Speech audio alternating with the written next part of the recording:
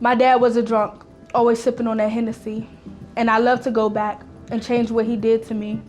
All the stuff that happened, I remember vividly. I dwell every day, that's what those flashbacks did to me. She was physically, mentally abusive. She'd call me stupid. She would beat me for no reason. About a year or two ago, there was a moment I had my first suicide attempt. Like when it's like that thought is present and you're getting to the point where you're dead set on doing it, like it just will happen. They was calling me names, like this homophobic names. Even as I got older, I still had the nightmare every once in a while. You have to understand that we go through stuff that you might not go through, so it should be mindful of people being scared, people being sad. I feel like if I didn't have a mentor, I would have ran away a long time ago. I probably would have been one of those kids. I say for new mentors, just look out for your mentee. Like, be their big brother, big sister that they need. They're a good person to talk to. You just can get your emotions out with them. I just want you to make me feel like I'm not alone. The question I used to ask myself the most was why me? Why was I put in this situation? Little did I know it was other kids in similar situations to mine. Even if somebody may come to you with certain labels attached to them, they can always evolve and grow.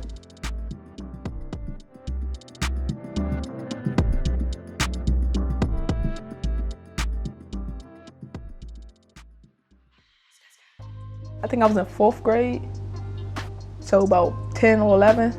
All my brothers was like 4, 3, and I had I think we had a baby too. And we was all asleep, and we heard pounding on the door, and I guess it was the police. And I was like, oh, I can't open the door for you, my mom's gonna get me. She's like, we're gonna kick the door in. At the time, I didn't know about warrants and all that, and so I couldn't say nothing. I opened the door, they pushed past me, they rushing us, with guns in our face, and the police was like, don't move, want me to shoot. I was like, what I'm supposed to do? I'm a kid. I'm running because I'm scared. What I'm supposed to do, you know what I'm saying? They thought my mom was some type of drug dealer, but turns out it was of a neighbor. So basically, they invaded the house for no reason and scared all of us. Our house was like a mess. Which was crazy because we had to clean it up. Some white people just be scared to go around our way for no reason because they hear about shooting. You don't have to be scared because you go around there every once in a while. We live here. We have to put up with it. That's not us shooting, that's other people shooting. When people was living around my way, we was on the playground, me and my friends, and then all of a sudden, they started shooting. Some people got away, some people didn't. So it wasn't normal, it was just something that always happened. It's scary to grow up with something like that. I had a good life.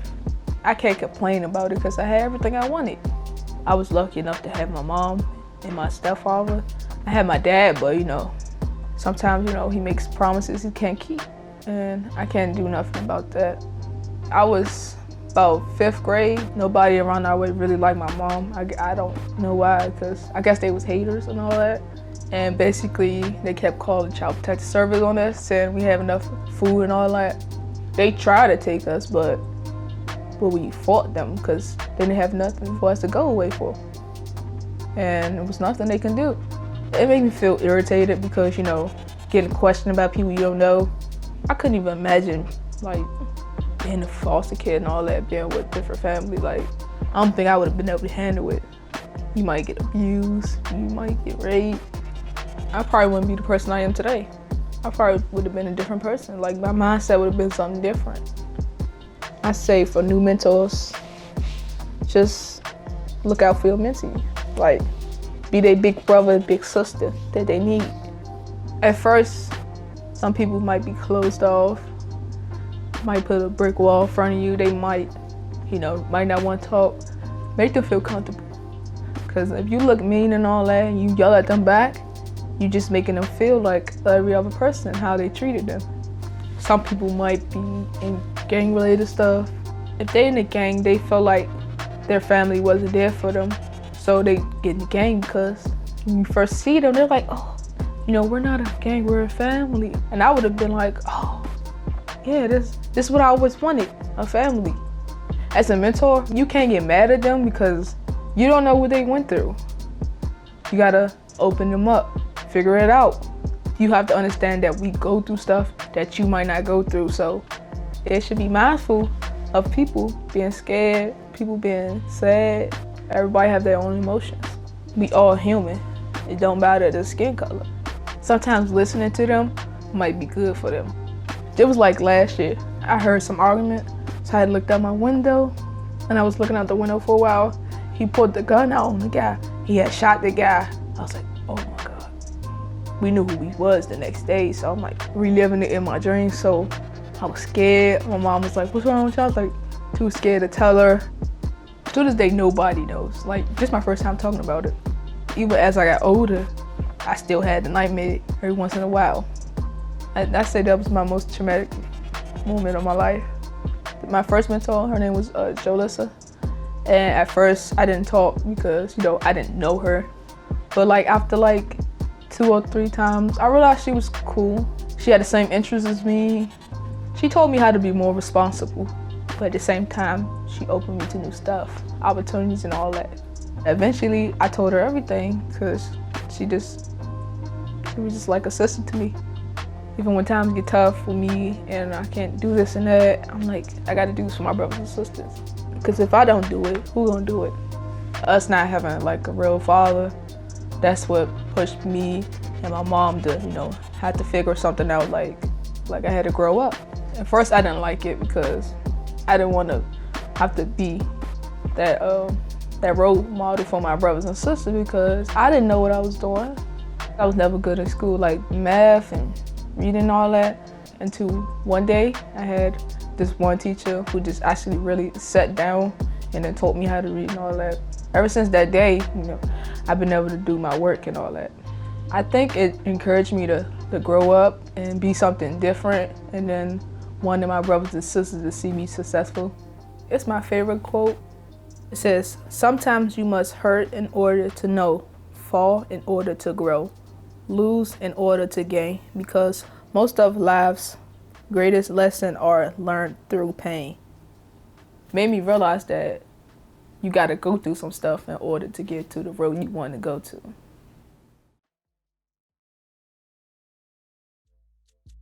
My daughter, her name is Velma. She is friendly. It's almost too friendly. It's crazy. It's like before you know it, you look up and the year was over. A lot of us don't expect to be single parents. It is like so tough. It's another human being that you have to give your all to. When I was growing up, Southeast DC was not as gentrified as it is now, so it was serious. It's serious. You cannot go outside. It passed a certain point in time. Also played into why my grandmother was so controlling, and somebody in the neighborhood, they got shot and they was getting chased down by the people who shot them. So they was trying to get in, and the people who were looking for them was like not too far away. So my aunt didn't let them in. And then the person ended up dying. So like there was literally blood like right by the door. And that's the kind of stuff I mean, like being understanding of that situation. Cause it's like, if you're going to a home that's unsafe, or you're even living in a home where you don't even have like the basic necessities, it's like every day isn't gonna be fun. I was living with my grandmother at the time. Grandmother is a very toxic person, so she would just say anything she could, you know, to make me feel bad, you know, to get me out of character. She's disabled, so I had to take care of her and do a lot of not desirable things, which was an extreme a lot to ask of a teenager. It contributed to a very bad time in my life where I was just searching for love, trying to find my way. That's when she really got out of control, and just for that whole entire period up until when had, I guess, a family intervention with my grandmother and my aunts and stuff. Based off the way that conversation went, it would be best for me to go into care. So that's what led to it. I never been in foster care at that point, but I knew a lot of people that was in foster care. So I was like, I don't want to do that. I was like, I'm 18, I'm in my final year of high school. I don't want to go through none of this. From the age of 13, I was living in a house practically by myself because my grandmother was disabled. I was like, despite her toxicity, I had my own stuff. I did my own thing. And I went through a lot of stuff that could have been avoided, I feel like. So yeah, it was not good, and it did anger me. Number one, I was supposed to be going to a therapeutic foster home. I wasn't supposed to be going to a regular foster home because they knew what was my situation, especially mentally. So they didn't honor that, and they just was going to be content shuttling me to different foster home after foster home. I put my foot down, just told these young family services, I had to go back to my grandmother. It is important to be respectful because if you push them too fast or if you poke and prod in the wrong places, then it's a high chance that they'll shut down and isolate themselves. The relationship will go on a very rocky path. Respect is so important because when you're saying certain stuff about the community in the area and part of town that I live in, it adds into my head like you're expecting me, just because I live on this part of town, to be another young black impoverished kid who doesn't know anything. It's easier said than done, but eliminate those preconceptions that you may have and treat them like, just respect they deserve. Because even if somebody may come to you with certain labels attached to them, they can always evolve and grow. A lot of people don't want to feel like they're burning the next man, like they're just gonna suffer in silence or do stuff until they get some help.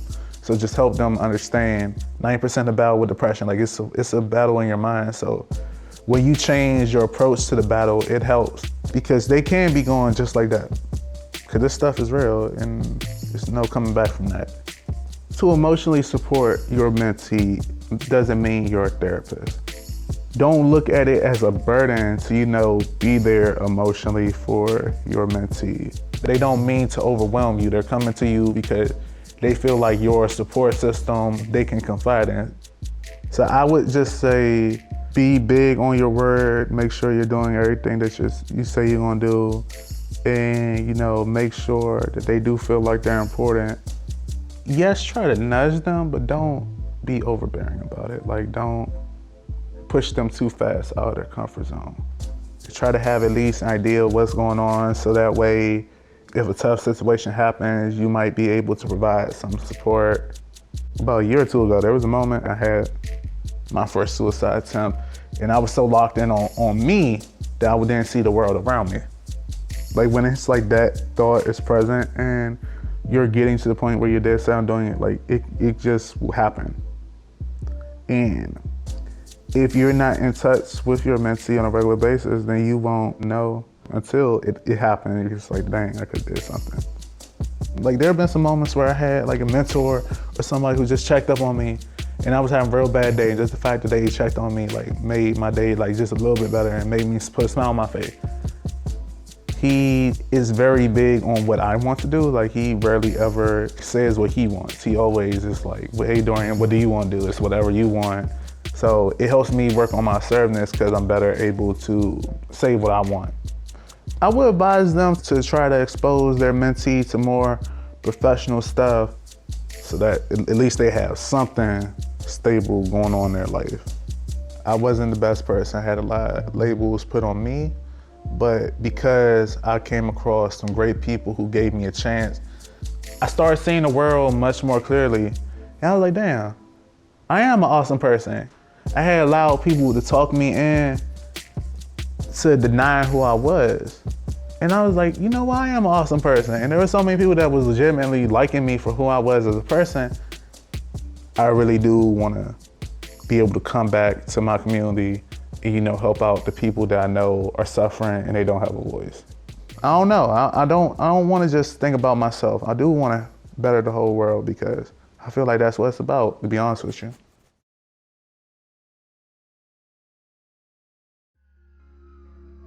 It's not really much of before foster care.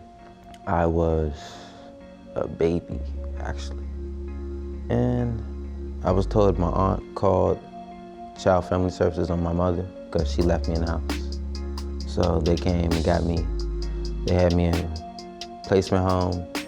It seemed like years actually, but it was only a few months. So I was told, because I was so small, it felt like 3 years went by before I seen anybody I recognized. Then my great-grandmother came and got me, and she adopted me. I was with her for about 13 years. I made some friends, because I got put in best kids. The negative was my grandmother. She was physically, mentally abusive. She would beat me for no reason. She'd call me stupid. She's like, you don't do nothing but mess stuff up. So that's exactly what I thought. She had locks on the freezer. So I went, broke the lock off the freezer, got food out. She called the police. They just stopped coming to the house. So if it was an actual emergency, they probably wouldn't have showed up. She didn't seem like she wanted anything but the money she got from me every month for clothes, shoes, food, and all that. And Lord knows what my grandmother was spending it on. She wanted me to be cooped up in my room all day. She tried to lock me in the house. So, you know the lock on the outside of the door, the top lock? She had that on the inside of the door also. So you need a key to get in and out the house. Then she tried to nail the window shut so I couldn't leave out the windows, but I just took the nail out the window. And she was just like, oh, he ain't listening to me no more, so you gotta get out. I came back in the house probably a day or two after. I was on the verge of going to sleep, and then I get a knock on my door. Mind you, she took the knob off of my door, so it just pushed the door right open. They was like, hey, Tariq, we're from CFSA. You'll be coming with us. Your grandmother says she can't take care of you anymore. I was like, she threatened to put me out before. At least she kept her word. If they put you in placement home, it's depending on where they put you. Depending on who your caregiver is, they may be trying to take advantage of you or trying to help you. Me, I've been trying to take advantage of, pretty much. And I wasn't told I had a social worker until the last minute. Then they kept changing my social worker up and switching them. I'm sitting here talking to a complete stranger that's not trying to get me at all, just wants to hear what I got to say, write it down on paper, and then discard me out the door. Foster care is hard. I excluded myself from everything. Everybody want to go to the park, I'm gonna sit in the house. I felt like I was going to make everything worse. And a lot of kids don't have places to go and they can basically be themselves. It's like people trying to mold them to be what they want them to be rather than what they can be on their own. I feel like if I didn't have a mentor, I would have ran away a long time ago. I probably would have been one of those kids. Basically, a mentor is like a friend that wants to see me go down the right path. Having a mentor showed me that I gotta give people more than one chance. I can't just let one screw up ruin an entire friendship, relationship, whatever you want to call it. Because of mentoring, I actually give people 3 strikes. Before that, I would have just said, I ain't paying attention to nothing you guys say. If the old me were to be sitting in this interview, you probably wouldn't be hearing me talk. Like when somebody came into my life, I'd be like, why do I feel like this is not gonna last very long? They're gonna be here for this, they're here for this reason, and then they're gone. A lot of my issues are because of female figures in my family. I have kind of issues talking to females. As embarrassing that sounds, I got a hard time talking to certain people. It's like a cloud in front of my eyes when I look at it. For someone like me, when I had first met my mentor, I was quiet. I didn't say anything. All I did was listen. I wanted to see what they were gonna say and see what their head was at before I even engaged them. So the mentee's probably gonna be trying to figure the mentor out. First thing you gotta do is get to know the mentee. Ask them what they like to do, ask them what they don't like to do, and make sure you don't mess around and suggest something they most definitely do not like to do. My mentor took me to the basketball court. We was cool after that. If you can do anything that they like to do off your first meeting, you probably get a better connection from them. That's probably the first thing you should say. What do you like to do? Me personally, I like to eat, so we talking and eating. My ears are open, so I'm just waiting to hear what you guys say. Well, when you join the program to become a mentor, you're saying you're gonna make a commitment. You know what PTSD is, right? Post-traumatic stress. So people go to war, witness things, and they come back. They can hear something that sounds like a gunshot and triggers a whole memory. It's kind of like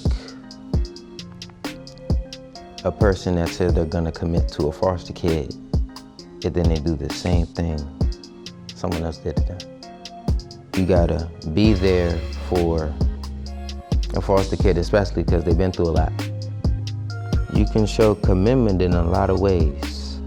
You could call and check on me, see if I'm doing okay. But if you say you're gonna do that and then you don't, it's just like, what did you come into my life for? Commitment is pretty much the main thing.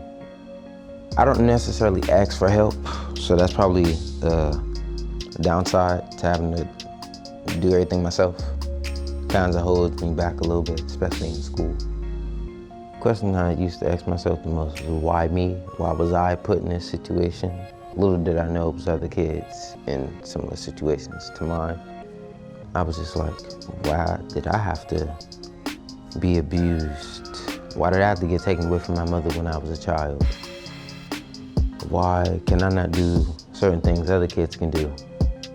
I'm here to actually help someone have a better experience in my situation than I did. So it's just kind of me trying to help somebody else. Because no one should have to go through situations alone. Having a mentor would probably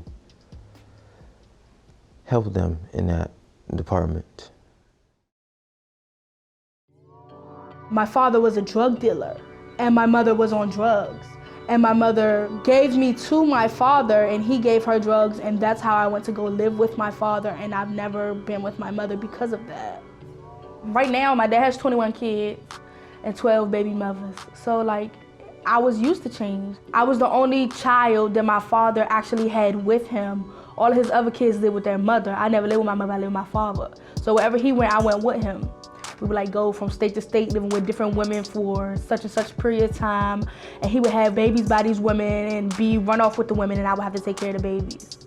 When I left my dad and went to live with my mom, I was 13. When I got put into foster care, it was May. So I had just turned 14 in September. So I was 14. So I was in the chair sitting, and she came in the room and she said, take your medicine, eat your soup. I said, Mom, I'm tired, I don't feel like eating, but I'm gonna take my medicine. So I took my medicine, then I sat back in the chair. And so my mother has a mental disability. She has the same mental disability I have, and she was not on her medicine. So she came in my personal space and was like, go eat your soup. And I was like, I already took my medicine, I don't wanna eat, I just wanna go to sleep. And she's like, you're being disrespectful. You're either gonna eat the soup or you're gonna get out of my house. Like, she was just blowing it way out of proportion. And then she like grabbed my shirt. She just started hitting me. We was both fighting, and then the neighbors called the police because they heard screaming. And my stepmother like did not try to help me or nothing. She was just standing there looking. And then the neighbors called the police, and the police came. Then we got to CFSA, and my mother was like, take her. I don't want her. And prior to this happening, I only met my mother like 6 months before this happened.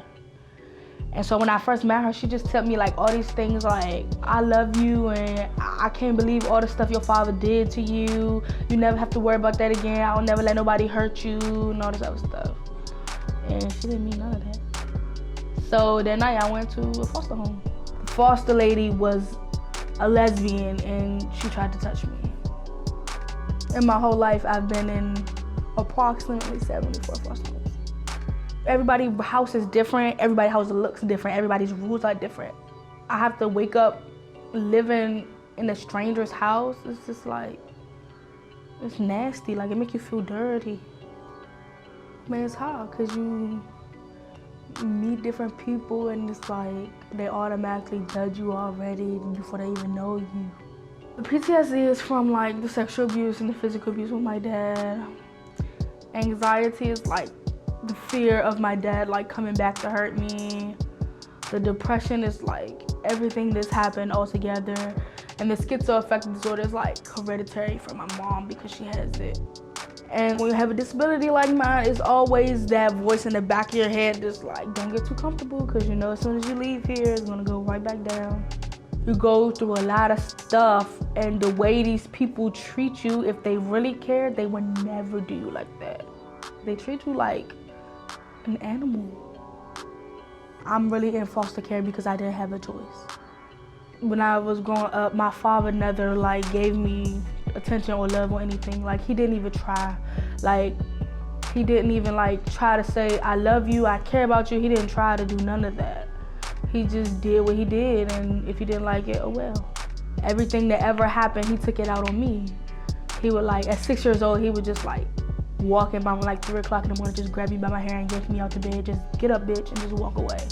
He didn't even try to like pretend like he was a father. He never tried to do anything. And so now when I meet new people and I hear them say stuff to me like, oh, you're so beautiful, or you're so talented, or I care about you, blah, blah, blah. Like, I don't believe any of it, but I still like to hear it because I never heard it from my father or my mother or anyone. I don't think I've ever trusted anyone. But I feel like I got a second chance, so other people deserve second chances. I feel like when I had my son a few years ago, everything was gonna change, that life was gonna get better. Then he died and like everything just got worse. He let me feel what it was like to like really love someone and have someone to love you. Like, it's just an amazing feeling. The reason why I keep pushing is that I disappoint myself so much about how much I let other people hurt me, but I never want to disappoint my son. So I just keep pushing no matter how hard it gets. When you're dealing with people that are depressed or suicidal or anxious or stressed or traumatized, you never, ever, ever, ever tell them to keep their head up. You never, ever, ever, ever, ever tell them it's going to get better.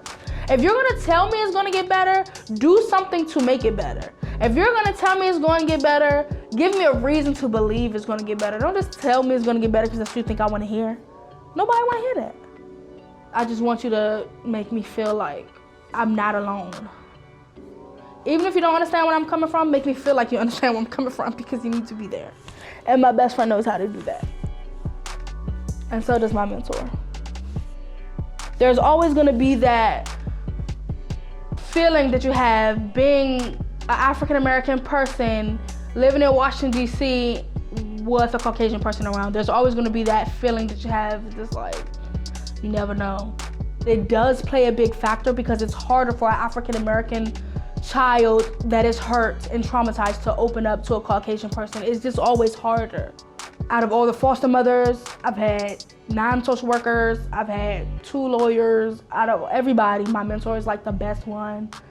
I feel like she's on a pedestal. She's like way up here and everybody else is like, she likes to meet all my family. She likes to meet all my friends. She treats all my friends the same way she treats me. So if I have a friend and like I want to get my nails done, she's like, well, if you're with your friend, bring your friend along. Everybody can get their nails done. I only know how my mentor acts, and to me, she's perfect. Like I could just say I have a bad day. She's just gonna say a million things to make me feel better.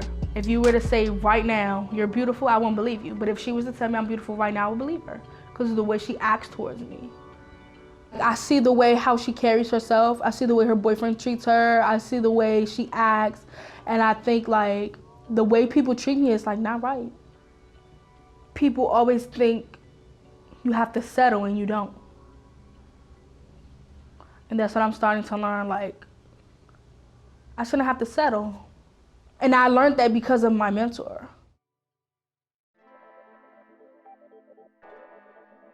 This is called Rough Around the Edges. My dad was a drunk, always sipping on that Hennessy. And I love to go back and change what he did to me. All the stuff that happened, I remember vividly. I dwell every day, that's what those flashbacks did to me. But it's okay, I know that I'm a soldier. And I get stronger each day that I get older. Each day that I think back, my heart gets colder. My dad walked out my life and I didn't even get closure. But now I'm working 2 jobs, my ambition up to the ceiling. And sometimes I love too hard because the lies sound appealing. I try to keep up, but my head starts spinning. I don't worry about the pain because I'm popping and I'm winning. They say the early bird gets the worm, but I seem to wake up late. And when I showed up to the cookout, I ain't never get a plate. And I thought it was my fault, so as a kid I never ate. Arguing with my conscience, it felt like the great debate. My dad was a fool, he locked me up in the closet. He deprived me of food because I wasn't honest. And that's no excuse to knocking kid unconscious, but I thought it was my fault, so I argued with my conscience, and I started to think everything was my own fault. Even when my dad locked the fridge with a deadbolt. I had to eat bologna by itself because the bread gone. Couldn't put sugar in my cereal, so I added salt. And then it got worse, I had to sleep in the dog pen. I wasn't allowed out and no one else allowed in, and he knew that that was cruel and unusual punishment, but he didn't care that harming a child was a sin. He's such an ass because he didn't want no babies. Well, he only wanted sons, and he told me this daily, and the world is full of a lot of things, a lot of ifs, a lot of maybes, and maybe one day he'll start to treat me like a lady. At the age of 13, I could have sworn my name was Ho. No, that's not my name, but that's what he called me though. He made me feel like no one wanted me for sure, and then he proved his point one day while walking down the door. He left me with a stranger. He dropped me off with a mom. A stranger that I never knew tried to stay calm. She started spitting Bible verses like Corinthians and Psalms. This woman had the key to my life in her palms. Since I was 3, I always lived with my dad. Had no recollection of my mom, and that was sad. So I gathered up all the courage that I had to ask my mom why she left me with a man so bad. She claimed she didn't have a choice, she gave me up out of love. That she couldn't do her best because of her choice of drug. But she gave me to a person that ain't even giving me hugs. Sometimes I wish she aborted me to the God above. And it's crazy how my mom tell me stories. And she told me that I would never have to worry. That she would make my future bright for me. But that was lies because I ain't never seen the glory. I lived with my mom for 2 months that got put out. Got put in foster care because she knocked me out. Was quick to put her hands around my neck without a doubt. And the neighbors felt my pain because they heard me shout. Now I struggle being a ward of the state. Where the government don't love, all they do is hate. I go from house to house with no food on my plate, wishing soon I can see the heaven gates. I try to stay strong with all my might. But then I even try to take my own damn life. Cause I'm so sick and tired of putting up a fight, and the stuff that happened to me wasn't right. Now people saying that my heart's so cold, that I'm gonna die lonely when I get old. I feel like a slave that was not good enough to be sold, but when my words come out, you would think I'm so bold. See, I'm black and I'm beautiful, please don't call me wild. And just cause I'm hurt, don't mean I express it out loud. I wish I could escape and float on a cloud. Forget you, I'm about to make God proud. But it's not like me to want to be who I'm not and try to pretend. I'm my own ride or die, I've been there since this began. And I know it's kind of long, so it's about to end, but I need to get this off my chest so that you know who I am. 20 years I've been struggling since I've been put on this earth. But I've been a star, I've had talent since birth. See, I get tired of the pain, cause sometimes it hurts, but I'll never let nobody devalue my worth.